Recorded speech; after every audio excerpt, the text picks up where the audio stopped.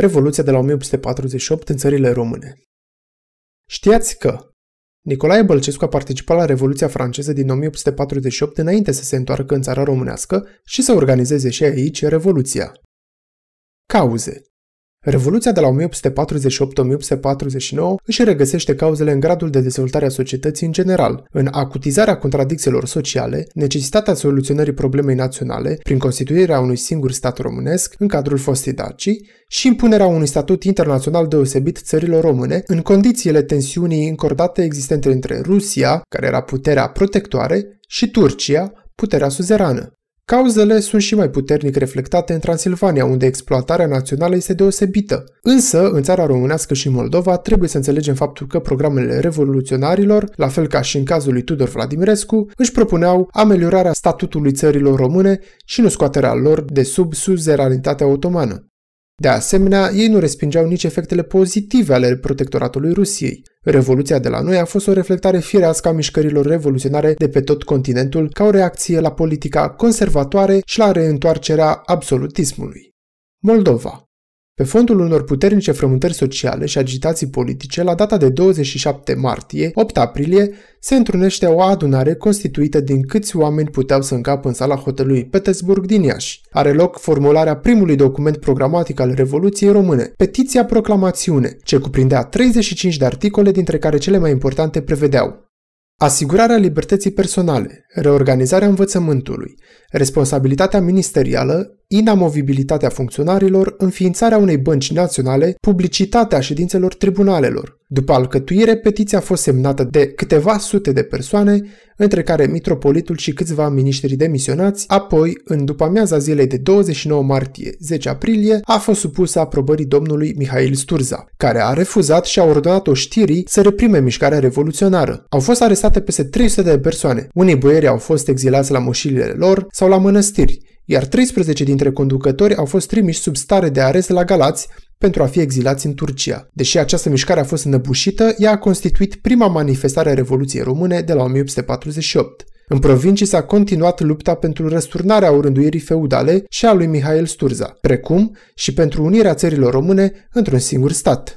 În țara românească, pe 9 iunie 1848, are loc la Islas o adunare la care se citește proclamația. Aceasta constituie programul Revoluției, are 22 de prevederi, dintre care independența administrativă și legislativă, drepturi și libertăți cetățenești, emanciparea clăcașilor și împroprietărirea lor prin despăgubire, emanciparea evreilor și a țiganilor, adoptarea unei constituții, autonomia statului și abolirea protectoratului rus. La București, domnitorul Gheorghe Bibescu este de acord cu revendicările, abdică, iar puterea este preluată de un guvern provizoriu. Din guvern făceau parte personalități revoluționare precum Nicolae Bălcescu, C.A. Rosetti, Ice Brătianu, Ion Heliade Rădulescu, Cristian Tel.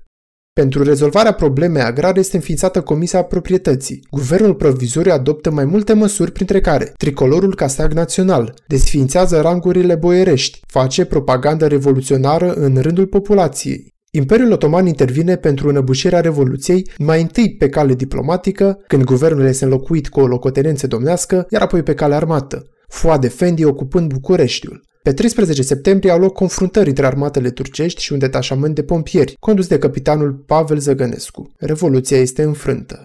În Transilvania, condițiile erau foarte diferite față de celelalte două provincii istorice. După cum știm, Transilvania făcea parte din Imperiul Habsburgic, iar mișcarea revoluționară a românilor de acolo trebuia să țină cont de mult mai puternică partidă revoluționară maghiară, care dorea întărirea statului Ungariei în imperiu și incorporarea Transilvaniei. Din aceste condiții, țelurile celor două mișcări revoluționare s-au dovedit incompatibile, deși amândouă își propuneau să lupte cu absolutismul imperial. Pe 3-5 mai 1848 are loc Marea Adunare Națională de la Blaj, organizată de Simion Bărnuțiu, George Barițiu, Avram Iancu, Andrei Șaguna. Este elaborat programul Petiția Națională cu următoarele prevederi: independența națiunii române, respectarea drepturilor sale politice, autonomia celor două biserici românești, administrație și învățământ în limba română, desființarea iobăgiei fără nicio despăgubire. În luna mai 1848, revoluționarii din Moldova, retrași în Transilvania, elaborează programul Principiile noastre pentru reformarea patriei, care prevedea desființarea clăcășiei fără despăgubire, egalitatea în fața legii, desființarea privilegiilor, unirea Moldovei și Valahiei într-un stat independent românesc. Dieta Transilvaniei votează anexarea Transilvaniei la Ungaria, ceea ce provoacă un conflict armat între Revoluția Română și cea maghiară. Avram Iancu organizează 15 legiuni românești care rezistă în munții Apuseni generalului Bem. În iulie 1849, prin intermediul lui Nicolae Bălcescu, se încearcă o reconciliere între români și maghiari.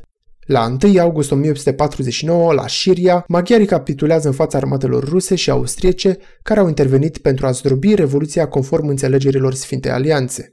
Urmări.